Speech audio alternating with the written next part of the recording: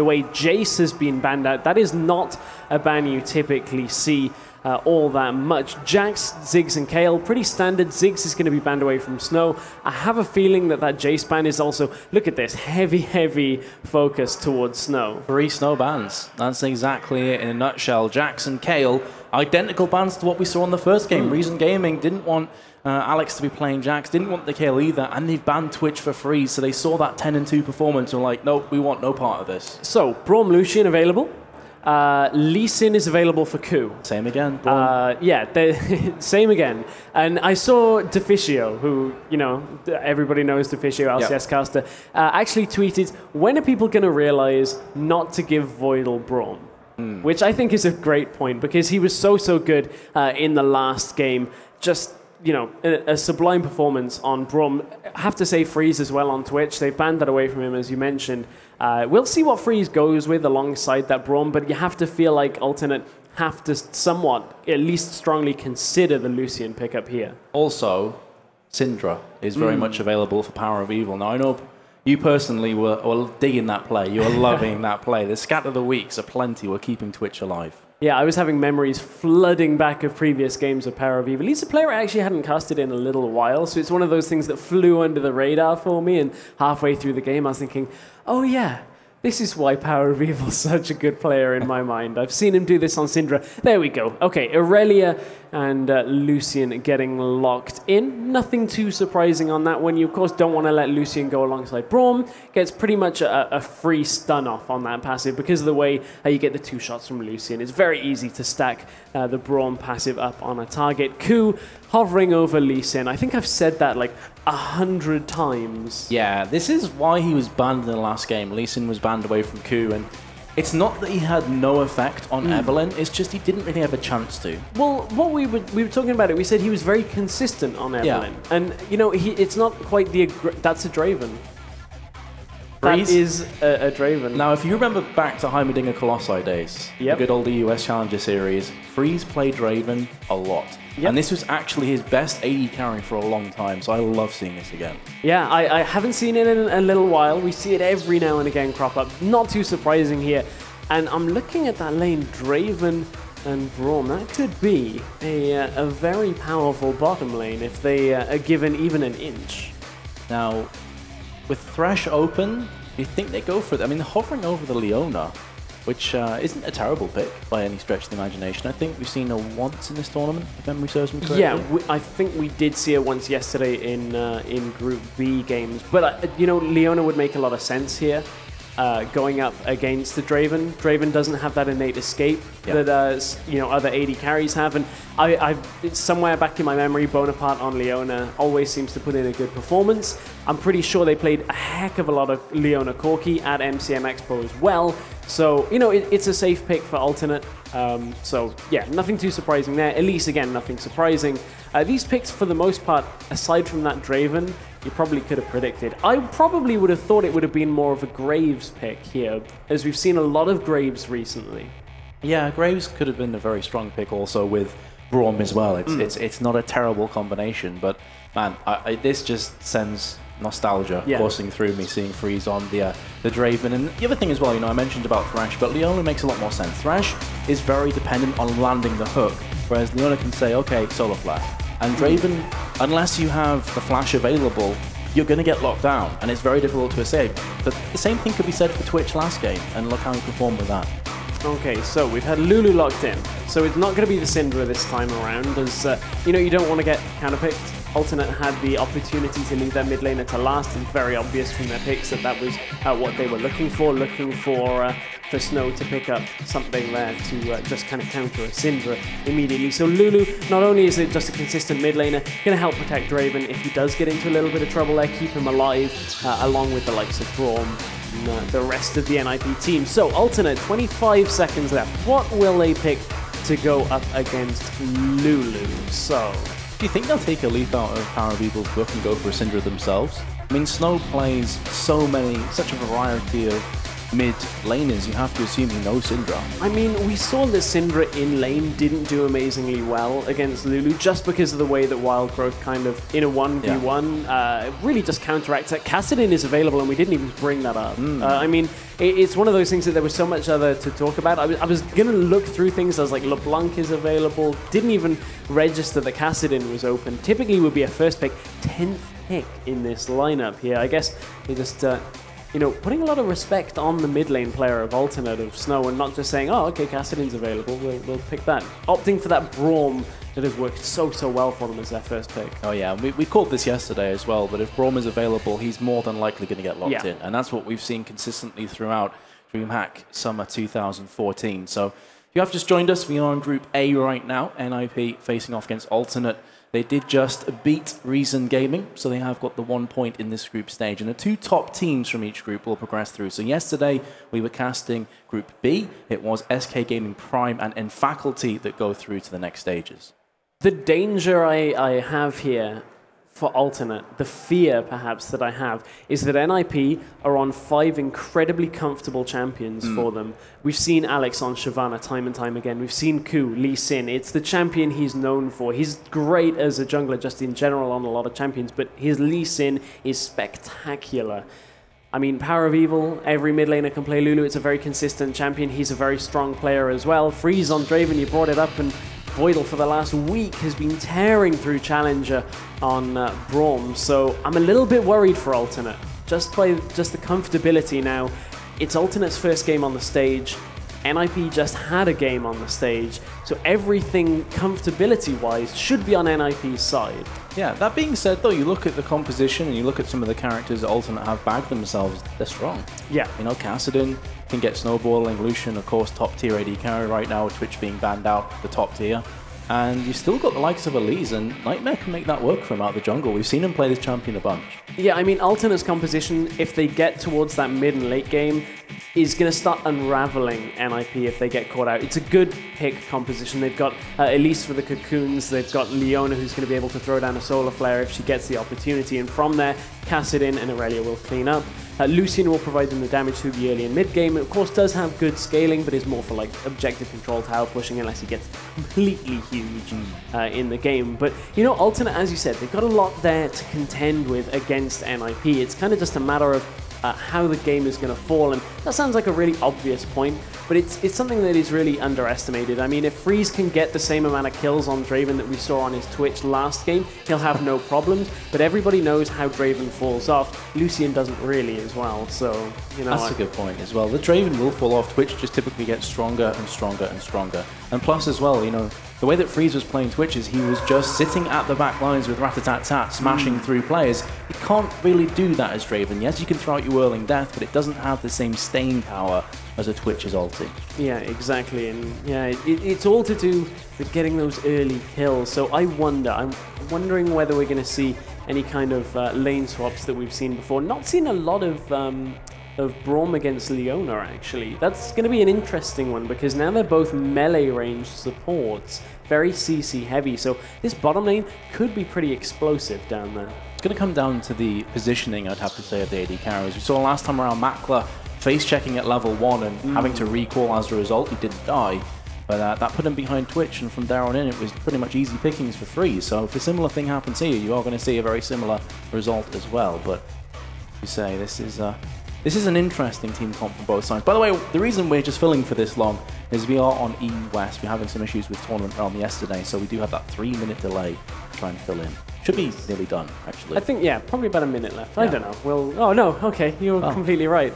I can do dragon timers, but delay timers is seemingly not my thing. That's you know, a pretty nice crowd we've got here already this morning. We had a hype crowd out for NIP versus Reason. We'll see if our crowd now can do the same kind of job. Come on, crowd, we looking for some excitement on this second game of the day. We're all hyped up here in the casting area. We certainly are. Just wait till Team Property come. The Sweets. That's when we're going to hear some serious cheering. Well, I mean, there's so much support here at DreamHack for NIP. Just correct, across every single game, and it's not surprising because, you know, it's pretty much their home turf. Yeah. I mean, there's so many NIP shirts. It's pretty cool to see, actually. It is. That's one thing about DreamHack. it's not your typical LAN. It's avid, hyped up crowds. Yeah, well, I mean, we had that yesterday. We were stood in the LAN hall after we finished. We kind of rushed down to the main stage area, and as you can see, we are heading into game Ninjas in Pyjamas versus Alternate. And yeah, we are on to the Rift. Ninjas in Pyjamas on the blue side, Alternate on the red. I wonder whether we're going to get any noise from this. Do we have any Alternate fans in the house? Yeah, we do.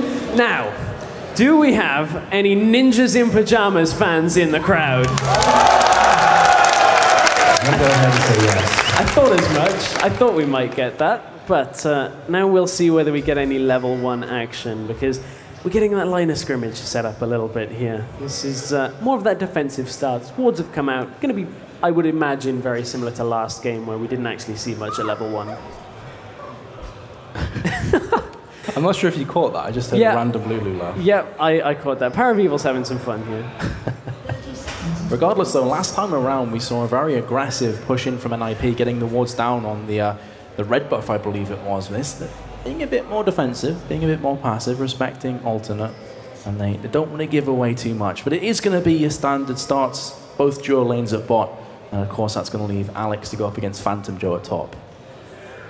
Now, a lot of people would think maybe NIP have, as we see Voidal pushing forward. I'm having deja vu. Do they do this every game? I'd love to see more NIP games and see whether they actually do this every single game. It seems so, and it makes sense when you're playing Braum, because if you land the Winter's Bite, not only does it slow down, but of course you start getting your passive rolling. So you can just smash someone down to 3/4 HP, as we saw last time, forces the recall, and from there on in, you have the innate advantage. It's very difficult to lose from that position at bot lane. I mean, that's an interesting thing, though, because I think there's only about 4 games now as the sample size from NIP, and if they continue to do that, that could easily be read by a team. That's the kind of play that could potentially backfire on you. If you know you're going to go aggressive in the bottom lane, good scouting could potentially kind of deter that from happening. Bonaparte's taken a fair amount of damage, and this is what we're expecting out of this bottom lane. There's going to be a lot of trading, and man, if they get forced away from their wave this early on, Alternate are going to find themselves in a very similar situation to how Reason found themselves in the previous game. Yeah, and that's the power of having Freeze on Draven. He knows the limitations, he knows the boundaries of this champion, he's played it so much. And Sunny getting battered by Braum's Winter's Bite. Top lane, Phantom Joe actually flashing up red. Thought for a second Alex Ich was going to jump on top of that one and try and secure the kill. It's not to be the case, but bottom for me seems to be where the fireworks could kick off. Yeah, I completely agree with that one. Kind of expecting that. However, it's level 2 for Alternate first. They went in with the Zenith Blade, but they actually get the worst end of this trade. Sunny, oh my goodness, dropping very low. And that's because Leona dinged to 2 before Sunny did. So Sunny was still level 1, Zenith Blade goes in, actually misses. And you can see that Ku is also laid in wait. So they're going to put out the line here, but are Alternate going to fall for the bait? I was kind of expecting Ku to do this, is like come around to the bottom lane quite a lot, whereas you can see Nightmare, Nightmare, whichever he wants to go by today. We had a discussion with him and he said Nightmare, and we were like, well, you put I in there, but he is coming up into the top lane now, and Alex is going to take his time here. He is. He doesn't want to... Well, actually, I thought the repel was going to land on Shyvana, but just went on a minion instead. Slightly out of range, I guess. Yeah, I thought that as well. I mean, it was a change that happened a long time ago, but you remember you used to be able to repel over the edge of the indicator? It was that kind of situation, which had that been still implemented, that could have been a dangerous position for Alex. He played it cool, though. Didn't prematurely burn flash. He's still in a good position, and because Nightmare came to top lane, Phantom Joe lost some of that experience. It was shared, and now he finds himself a level behind, getting harassed. The bottom lane again. Here's Ku, the man we were talking about before in Champion Select. Bonaparte has gone ahead and burnt that flash, gets exhausted. This should be first blood, and it's going to be Voidal to pick that one up. Yeah, Voidal takes the first blood there, and again, we've said it before, typically first blood is okay on supports. He's now got over 800, can choose to go back, get a Sight Stone if he wants it, maybe upgrade to the Targons and start getting that extra gold. It's just a stylistic choice that he wants to make. We'll see which indeed he picks, but that's both items are going to give Braum that extra survivability in lane, and Braum has so much health, so much survivability that he is incredibly difficult to deal with. Certainly is. So they're going to be going back. Of course, the assist also goes across to Draven and Lee Sin. So across the board, nice start here from NIP, looking to jump forward in a 2-0. I think a lot of people were expecting them to make it out of the group stages. Still early days, and we have plenty more League of Legends coming up here in Group A. Regardless, though, all things considered, NIP starting very confidently once again. Yeah, they are indeed, and I think the NIP fans will be happy with that first kill going over to them. Alternate, I was going to say at the very beginning of the game, should not be underestimated, though. I believe, I want to say Tick, Trick, and Duck placed 4th in one of the Spring Split Coke Challenger Leagues, so they've got it in them to start handing out upsets here, but Power of Evil's dropping pretty low in middle lane. Is going to want to back away because he's not level 6 yet, so it doesn't have the ultimate available to keep him alive, but Freeze and Voidal have rejoined the bottom lane. However, it's top lane that we've seen a lot of jungler action. Yeah, Ku came in, safeguarded on top of Alex, but then missed his resonating strike combo. So it was pretty easy for Elliot to just sidestep and walk away, stand aside from Freeze at bot lane, doing a bit of damage, and that's all it is. Yeah, it looks like Ku's actually headed back up to the top lane, see if he can get into the lane. We'll follow that one and see whether indeed that happens. It's always one of those things with a Leona in the game, is I see her dart in and kind of jump down to bottom lane, and then I'm like, oh, okay, nothing's happened, and there's a kill halfway across the map. But Alex is pushing relentlessly into Phantom Joe. Alex is also level 6 now. I want to see exactly how far Phantom Joe is. He's still a good way from 6, a good few minions. So Alex is just feeling confident enough to push it in. No reason to dive, though. This would be a tricky one, but Ku's going in. They are. Oh, Dragon's Descent whiffing, and Alex actually jumps away from Irelia. So that's, they're not going to be securing that kill as a result. They got a flash, though. Yep. Dragon's Descent for flash.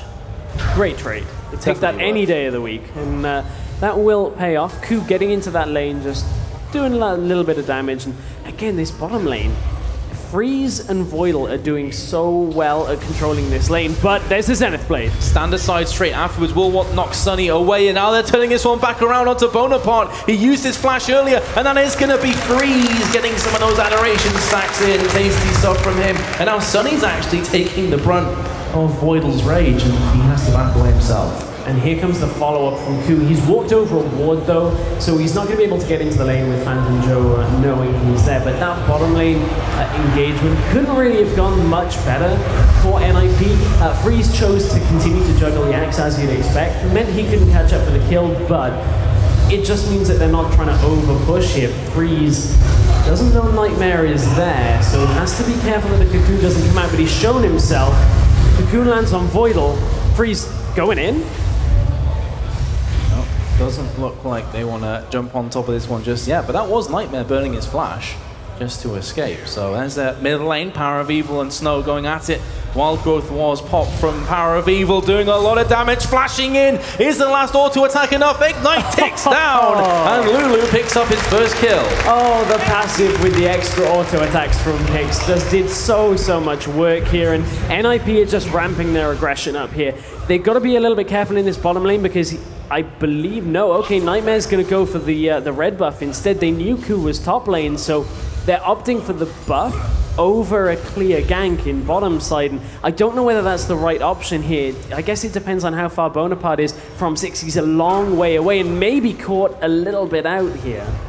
Yeah, they're nagging at him. They're not going to burn him down, but they're doing enough damage to slowly but surely whittle bottom lane out of the lane. But here comes Elise trying to turn it back around. And unfortunately for them, nothing really happening. Was that a flash in from Bonaparte as well? Yeah, it was a flash for a flash. The Zenith Blade didn't land. That really would have turned things around. But Phantom Joe in the top. Yeah, not looking good for him. He's been caught out of position and he will be punished. Ku takes that one down for an IP. And this is what we've come to know out of Ku on Lee Sin for probably the last year and a half.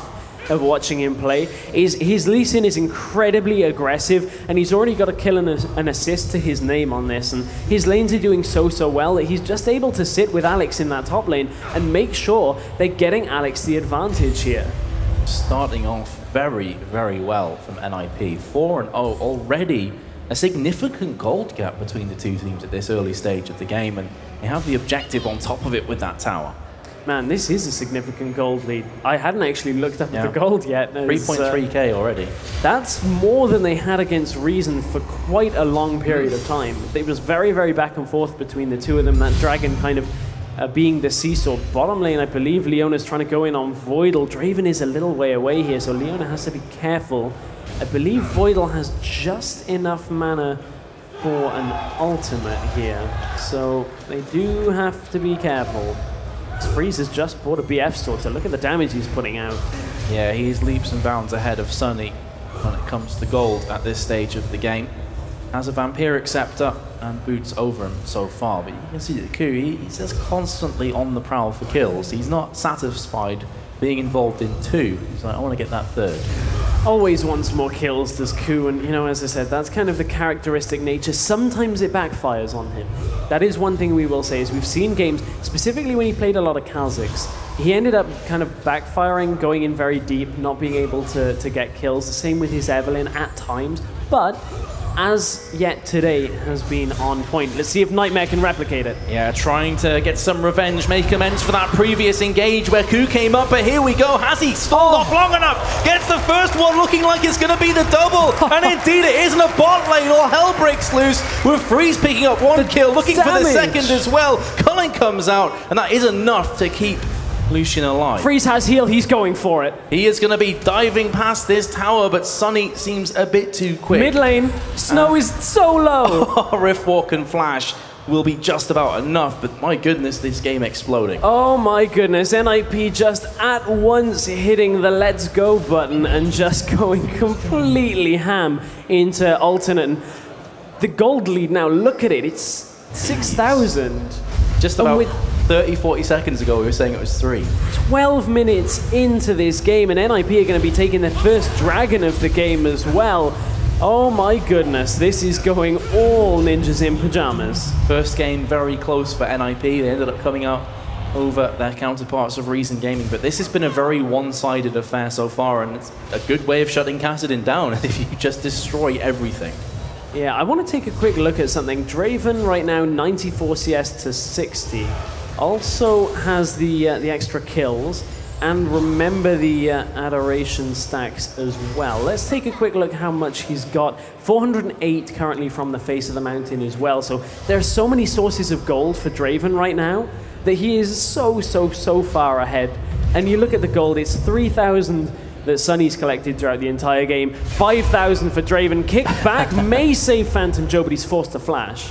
That's unfortunate from Ku, but there's the flash expended. The Solar Flare will be landing at the bot lane. Sunny's going in with a lot of damage right now. Is it going to be enough? Yes, it will. Nightmare takes down the kill, their first of this entire matchup. Yeah, and Rome is coming out from Snow, so Voidal has to be careful here. This could be a 4-man stack in the bottom lane if Voidal isn't careful here, but what can they get across the map?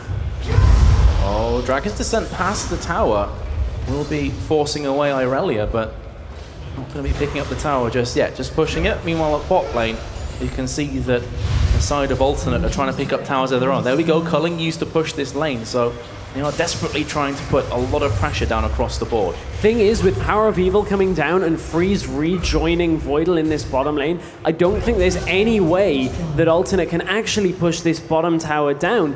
And that means Alternate, in the end of things, traded an outer tower in the bottom lane for an inner tower in the top lane, which is not a trade that Alternate would want, but they'll take it right now because it's some gold.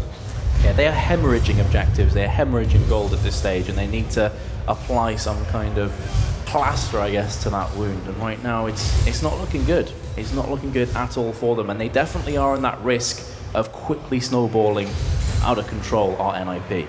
Now, what we saw yesterday, and we've seen time and time again when watching Kassadin, is provided they can get a good fight. We saw it yesterday in the GSI game, where Kassadin actually picked up a quadra kill, I believe it was, around a dragon fight.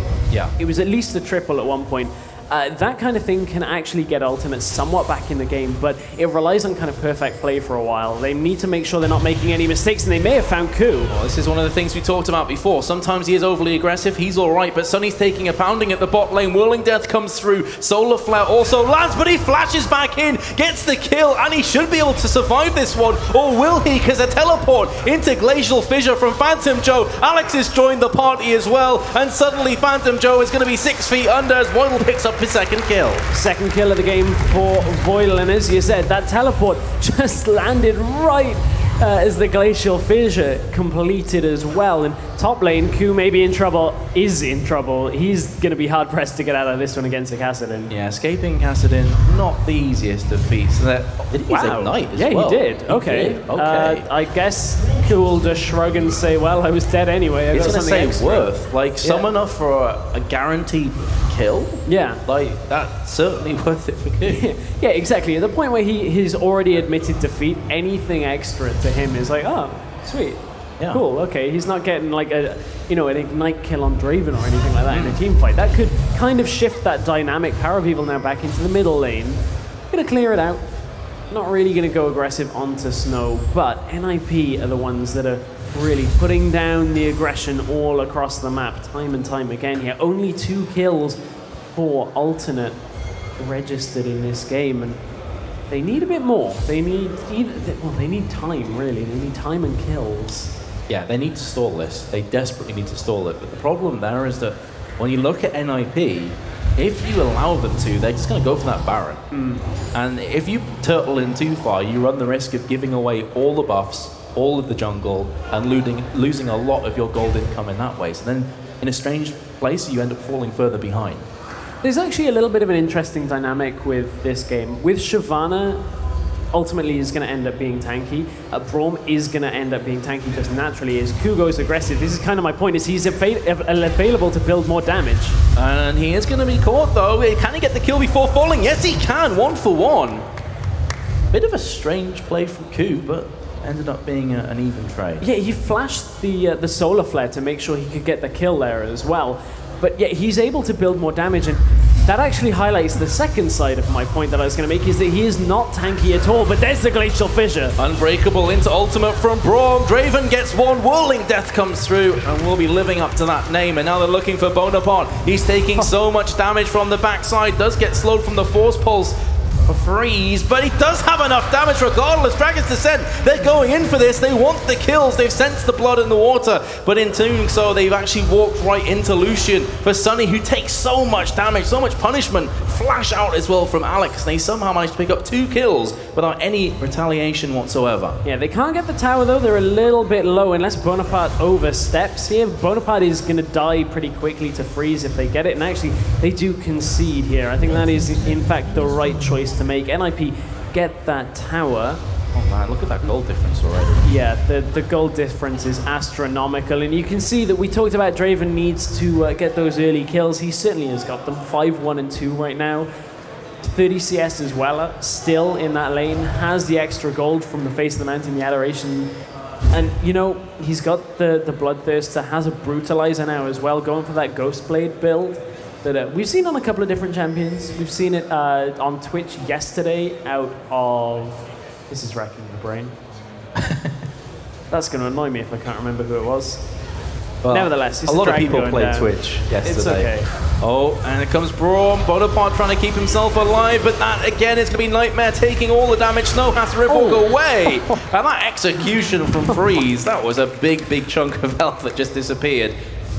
Somewhere between a third and half of his health. Sunny still has to be careful here. Ku doesn't have a flash, otherwise that's the kind of time Ku would be flash queuing, but they're going ham. Well, rip Lucian. That's a lot of people trying to kill you, and they did finally find their target. NIP, they are in cruise control right now, stress it. A performance like this, it's difficult to imagine how you'd beat them. Oh, Ku. Watching Ku play Lee Sin is quite the fun experience. If you saw what he did there, he landed the Sonic Wave and faked Phantom Joe out, thinking he was going aggressive by safeguarding to a ward next to him, just to get that movement. See if he could like bait a flash out from Phantom Joe. But again, that's Ku on Lee Sin. Always the opportunist is Mr. Ku. he can get a summoner out of them like that Kassadin Ignite, he'll take it. Yeah, exactly. Always trying to get a little bit more. And again, sometimes it's his downfall, but you know, he knows the champion's limitations for the most part. And that really is just an exciting thing to watch. When somebody is so in tune with a champion, they can completely read everything. And okay, is that going to be a Trinity Force on Draven following the Youmuu's Ghost Blade? It's definitely possible. I mean, one thing to look at is there is no armor on the side of Alternate. So a Last Whisper right now isn't the most pressing of items to pick up.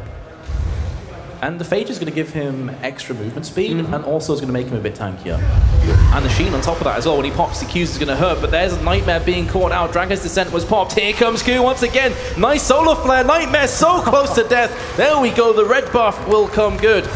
Will the re-engage come out from Alternate? No, they're a bit too scared and respecting NIP, and that's the right call because Lucian was nowhere near. Yeah, rightfully so as well, with the 6-1 Draven hanging around. Power of Evil's just going to go straight onto Aurelia, put her low. That may even open up a turret here because that's a member that has to back away. Teleport onto the front minion's going to keep it healthy. It is going to be a tower going down here. Especially when you consider some of the ultimates that have been expended. Snow's having a bit of trouble with Ku, turning this one back around. Minions doing their job, but in doing so, Ku has baited out Kassadin, so there is no defense of this middle tower and inhibitor, and they will both fall as a result. They will indeed. Ooh, didn't quite get the Q there. That could have been another follow-up, but 16-3, and you'd be forgiven to think this game was starting to wrap it up a little bit here, because it's a massive gold lead right now. 14,000 is the difference between the two teams, and NIP are looking incredibly strong here. Oh, they're going underneath the tower. This is one way that NIP could end up throwing if they play too aggressive, if they let Hubris get the better of them, but it is Alex that was taking the brunt of the damage. Here's a flash from Phantom. I believe that was the engage up the back of it. Whirling Death rolling on through. There's a beautiful wild growth on Alex, knocking up multiple players. Snow should be falling down. There we go. The long-range axe coming good for Freeze, who eats a cocoon for his troubles. 7-1 right now. 22 minutes on the board, and this game is very nearly over. Ku nearly falls as well. Nexus Tower's being dropped. NIP are very low here, so Lucian could maybe get something done, but Freeze is rightly zoning him away from the Nexus turrets. There's no way he can 1v1. It gets him on the fountain. Freeze, you beast. Absolutely crushing through Alternate here. Ku may fall to end this one, but there's no fantasy points, so it doesn't matter the last death in the game. It's going to be NIP taking down Alternate for game 2 of the day. That's about as clinical as you can ask for from NIP, and that's one of the reasons why many are fancying them to progress through to the later stages of this tournament, or potentially even take the whole thing down. Indeed, I really don't think you would be too far off the truth after those 2 games. That's an incredibly strong position that NIP now put themselves in. They now only have 1 game remaining to play in the day, and they're in the same spot SK Prime were yesterday. They've crushed through 2. It's 1 team that remains in front of them, and now it's down to Alternate, it's down to Reason and Property to see who is going to secure the 2nd spot. Not saying that NIP, you know, can't end up in some horrible tie situation, but after a performance like that, Property would have to be on top form to top that group. Another thing, they have the advantage because remember that Property are playing the last 3 games. NIP will be playing last against them. Yep. They have 2 games to scout them and watch what they pick and what they play. So that's a really good position for NIP to